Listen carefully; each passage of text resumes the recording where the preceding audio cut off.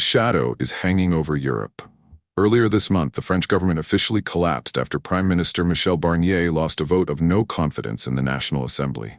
The EU's second-largest economy fell into chaos, putting pressure on President Macron, with French government debt now approaching 111% of GDP, its highest level since World War II.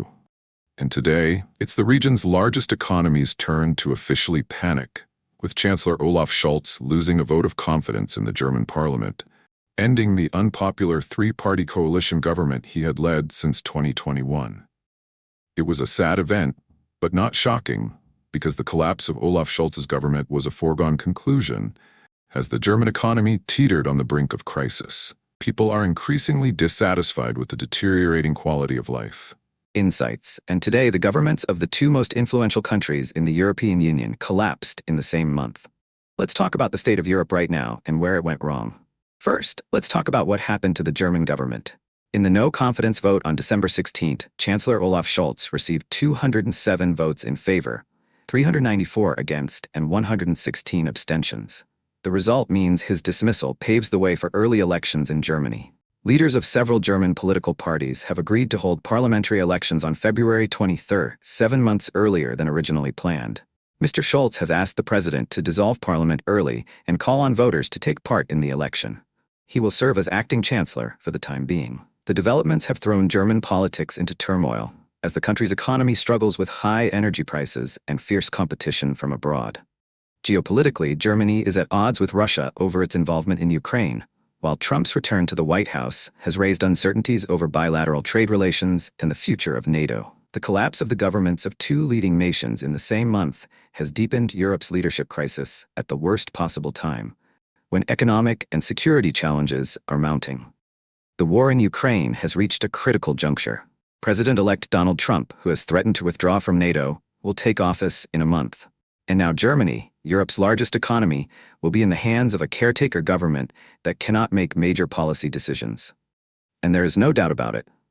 The EU is fighting for its survival and struggling to keep up with its two biggest rivals, the US and China.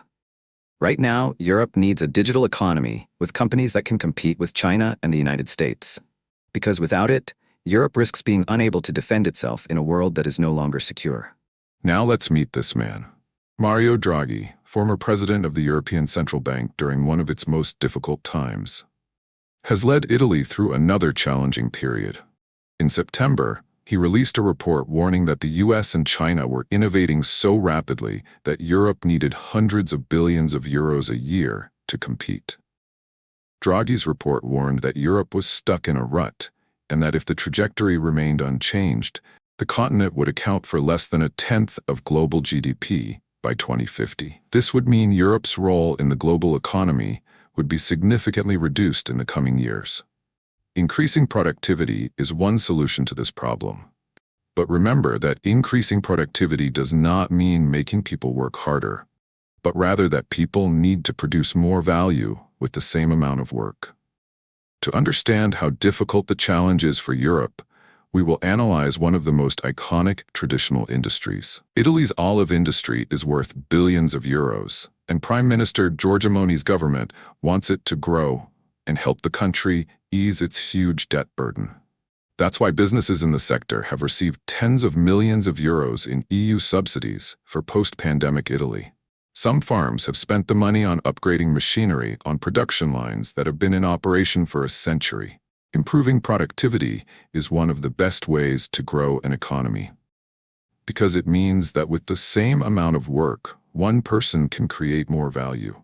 And more importantly, because growing cells is inefficient compared to growing semiconductors or solar panels. Two things that the US and China prioritize. Over the years, Europe has neglected to adopt leading-edge technology and distribute it across its economy.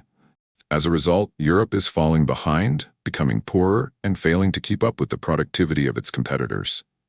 This would lead to an estimated loss of 18% of the EU's GDP, or about $3 trillion.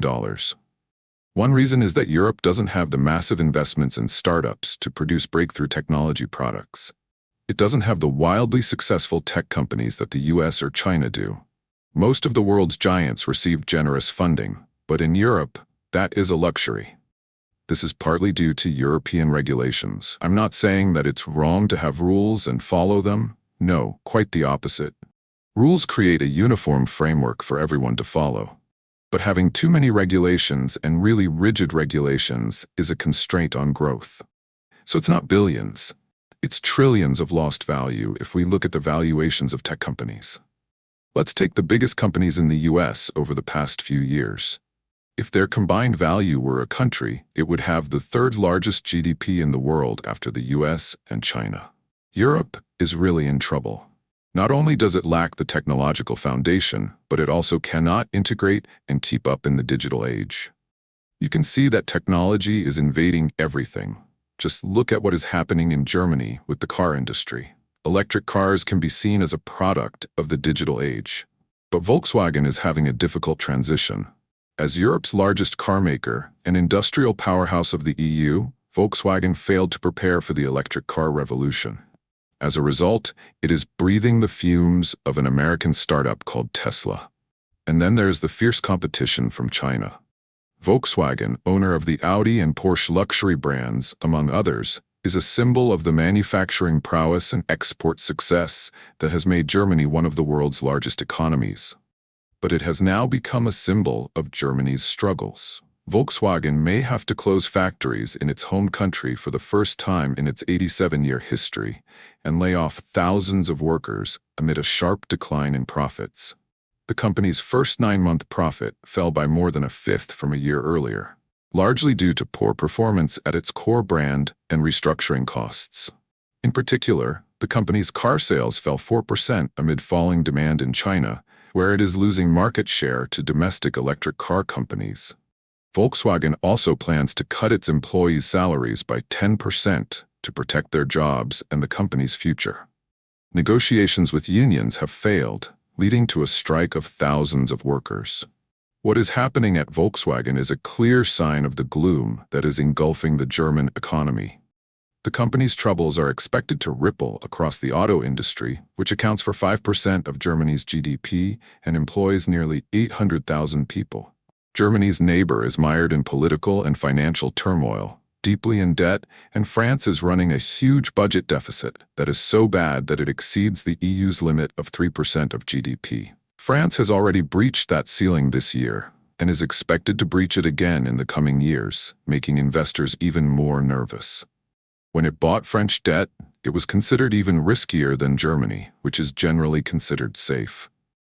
In December, the risk level was at its highest since 2012, when Europe was in the midst of a debt crisis. This has exacerbated the financial difficulties facing Europe. Without an effective political solution, the French economy will have a hard time turning around. A debt crisis, that's what awaits France. Meanwhile, Germany is facing a potential jobs crisis, and that affects the entire European Union. Without the two locomotives of France and Germany, they lose the main driving force for the rest of the economy, as well as trade between member states and France and Germany. This is the state of Europe that Mario Draghi warned about. The region is too dependent on traditional industries, too inefficient, too uncoordinated, and too insular, not daring to take risks. The political landscape is divided, with countries seeking to protect their own interests rather than the common good of the EU, making change difficult. So what does the future hold for the EU? Is it a red flag or a ray of hope? The euro-dollar exchange rate can be a good diagnostic tool for how far Europe is falling, and it is trending down. To have geopolitical weight, the EU needs a large dollar-denominated economy, so this is a worrying sign for Europe. Once the euro reaches parity with the dollar, populist politicians could stoke anti-currency sentiment, raising the threat of Brexit all over again. This may sound far-fetched, but the risk is real. Germany's right-wing AfD party, for example, says it is planning a campaign to support it. If Germany were to withdraw, the EU would cease to be the EU. Let's see if that scenario actually happens. What do you think about the collapse of Europe, this Franco-German collapse? Discuss it with me in the comments. Now, goodbye and see you again.